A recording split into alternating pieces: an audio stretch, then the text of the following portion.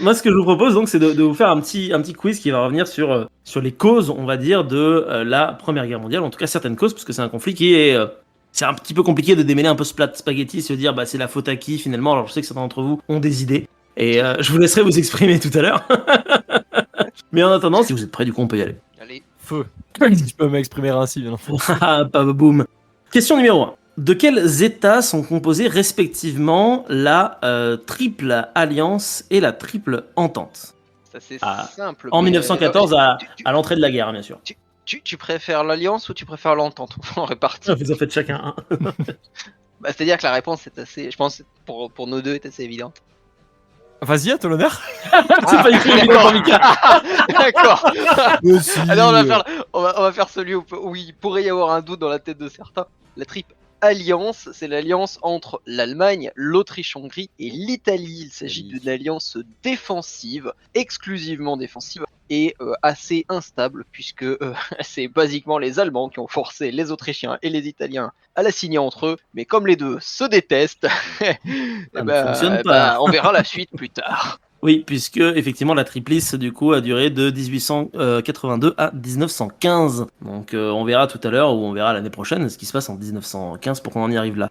Et Mika, t'as une idée du coup qui compose la triple entente maintenant qu'on a parlé de la triple alliance? Eh bien, les ennemis d'hier sont les alliés d'aujourd'hui, puisqu'il s'agit de la France, Oh. de l'Angleterre et alors là, tenez-vous bien, accrochez-vous Voilà, au je stylo. suis accroché à mon siège. Alors là, j'espère que vous êtes prêts. Oui. La Russie. Et de la Russie, exactement. Je rajouterais que c'est pas à proprement parler une vraie grosse alliance comme la triplice, c'est plutôt une combinaison d'alliances. L'entente cordiale entre la France et le Royaume-Uni, l'alliance franco-russe et les accords de la convention anglo-russe qui forment à eux trois finalement ce qu'on peut appeler la triple entente. Donc bien joué, question assez facile pour les amateurs de l'histoire de la Première Guerre mondiale. Mais maintenant, question numéro 2. Quel est l'élément déclencheur de la Première Guerre mondiale? Je parle pas des causes en amont, je parle de l'élément qui fait que tout d'un coup les gens disent « Oh mais non, on va se taper dessus !» C'est mon archiduc. Ce bon archiduc. Tout à Ou fait. plutôt un jeune serbe, puisque Oui, plutôt, oui. un jeune serbe, un jeune austro-hongrois de nationalité serbe. Exactement. Est-ce que vous vous souvenez de son nom du coup à ce gars-là? Ah, Oui, non. Fran Ça, Milosevic. Alors de tête, je suis pas sûr. C'est C'est pas Gavrilo, Fran Milosevic. Ah non, Gavrilo Princip, qui du coup est un nationaliste serbe qui est responsable de l'attentat de Sarajevo le 28 juin 1914 avec l'assassinat de François Ferdinand. Exactement. Et de sa femme. Tout à fait. Question numéro 4. Est-ce que vous savez ce que c'est que l'union sacrée? J'aimerais répondre évidemment, mais je veux dire une connerie, alors vas-y, je te laisse caler. Hein. Alors, Vas-y, si je ne m'abuse, il s'agit de l'union politique en France qui fait que tous les partis politiques, en tout cas la majorité des partis politiques, puisqu'en réalité il serait faux de dire tous, acceptent le principe d'un gouvernement national durant la guerre jusqu'à la résolution de celle-ci, afin de se concentrer exclusivement sur le conflit. tout à fait, exactement. Puisque les Français ont quand même un peu peur du risque de division. Mais cette union sacrée n'est pas complète et totale, puisqu'il y a quelques personnes au tout début du conflit, notamment un certain Jean Jaurès, qui milite activement pour empêcher le conflit, et qui, en l'occurrence, pour notre regretté Jaurès, ne pourra même pas, entre guillemets, voir s'il aura eu le choix de participer à cette union sacrée, puisqu'il est assassiné juste avant le début de tout ce merdier. Effectivement. Coïncidence Mhm. Je ne crois pas. Alors, je rajouterais que le terme fut utilisé pour la première fois à la Chambre des députés le 4 août 1914 par le président de la République Raymond Poincaré dans son message aux deux assemblées. Question numéro 5, même si t'as quand même carrément répondu à la question, un homme politique est assassiné quelques jours avant l'entrée en guerre de la France, lequel? Bon, bien évidemment, le socialiste Jean Jaurès. Il était au restaurant vers 21h et il s'est pris 2 balles dans le corps. C'est le 31 juillet. Suite à sa mort, alors qu'il s'opposait à la guerre, l'union sacrée devient visiblement possible et la France rejoint le conflit le 3 août, donc très peu de temps après. Coïncidence. C'est curieux. Je ne pense pas. En plus, on notera que son assassin d'ailleurs, après de mémoire, il faudra vérifier, mais de mémoire, son assassin n'est pas condamné à mort, ni guillotiné, et il finira par sortir de prison, et il sera assassiné bien des années plus tard, et je crois que c'est en Espagne que cet individu sera assassiné par un partisan de Jaurès, par vengeance. Comme quoi, tout vient à point à qui c'est attendre. Oui, ou plutôt on a voulu le faire taire pour pas qu'il dévoile les vraies vérité. raisons de l'assassinat de Jaurès. Complot. Enfin bref.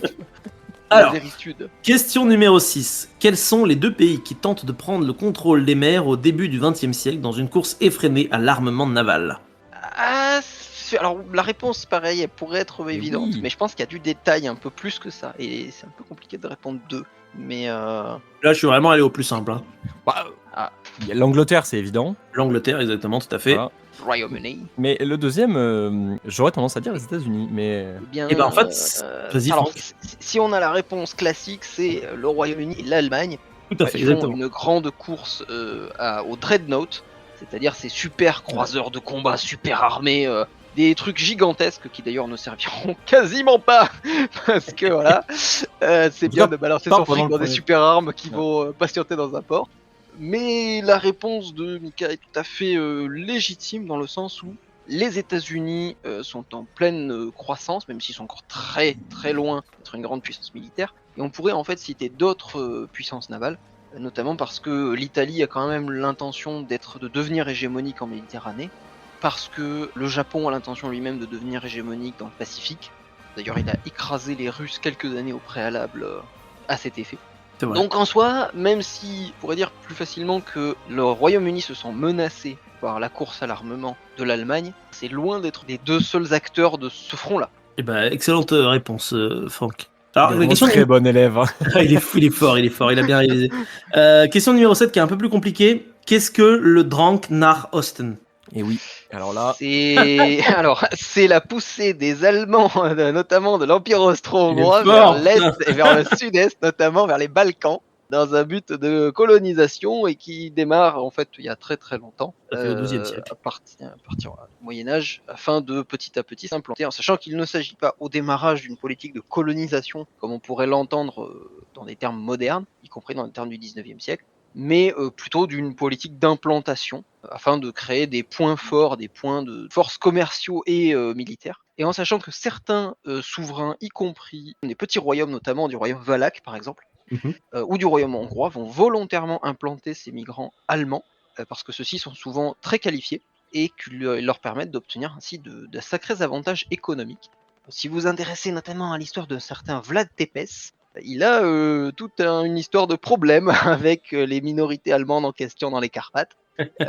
Et en fait, on se rend compte que ces petits migrants allemands, au XVe siècle, ils ont un impact économique et politique déjà assez important. Et alors, évidemment, à l'ère des nationalismes, c'est l'acerbe.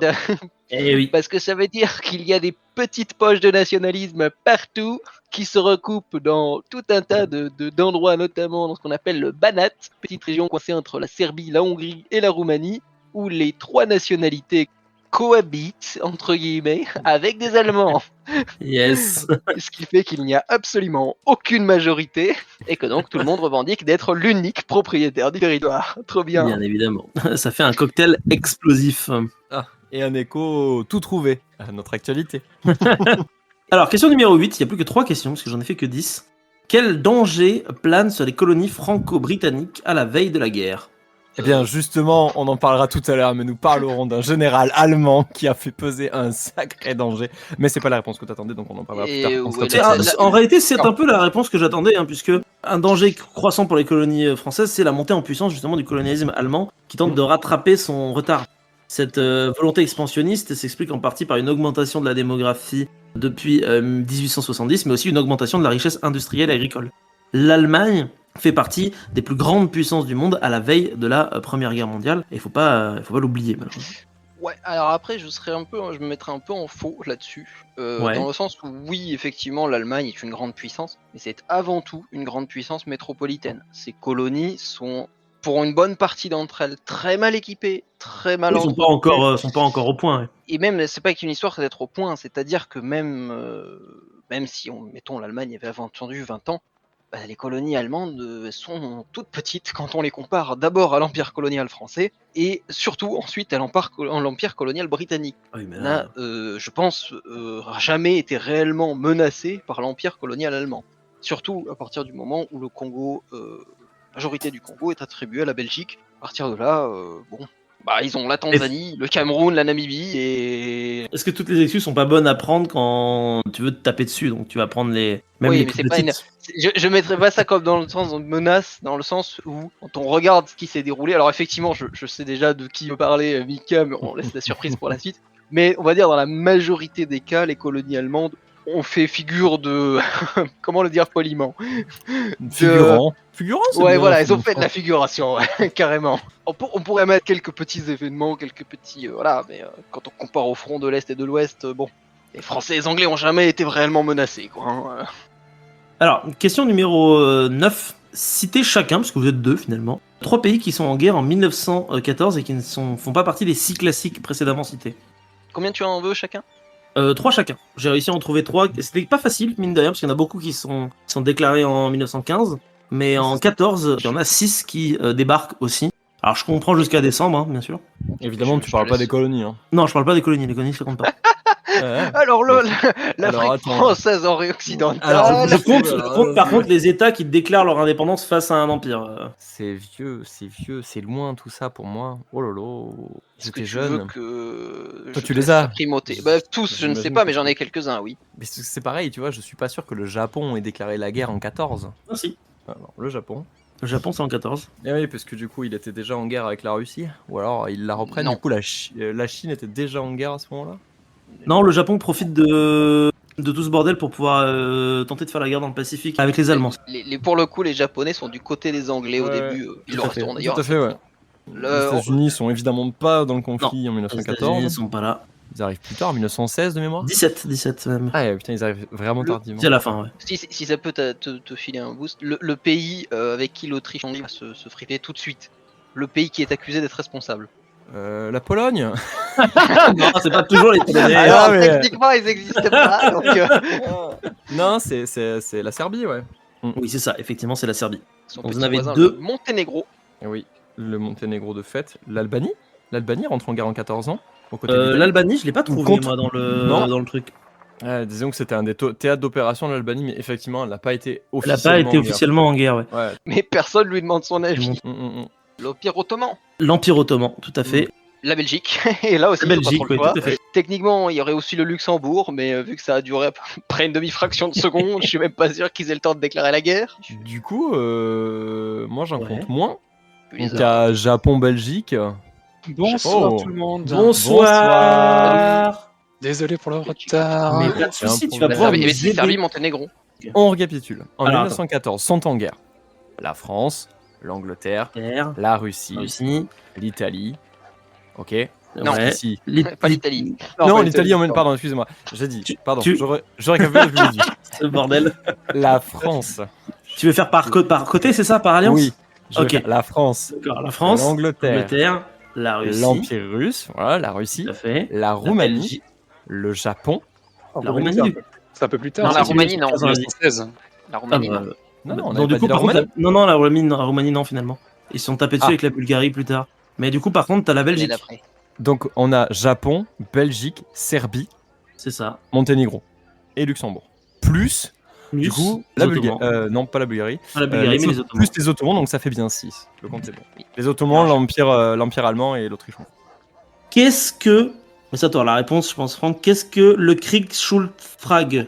Non. Pourquoi tu parles calmement ce soir Parce qu'on a dit que c'était centré autour de l'Allemagne, visiblement. Ok.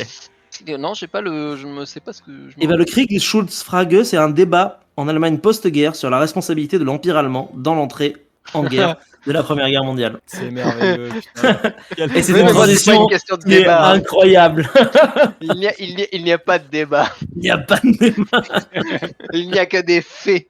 Des faits, rien que Eh des bah, faits. si vous vous êtes autant amusé que nous en écoutant cette vidéo, moi je vous conseille très fortement d'aller checker un petit peu partout sur la chaîne parce que vous y trouverez plein de jeux similaires, d'autres jeux un petit peu différents également. Quoi qu'il en soit, moi je vous propose de vous abonner, de partager, de mettre un petit pouce bleu et de nous suivre sur les réseaux sociaux.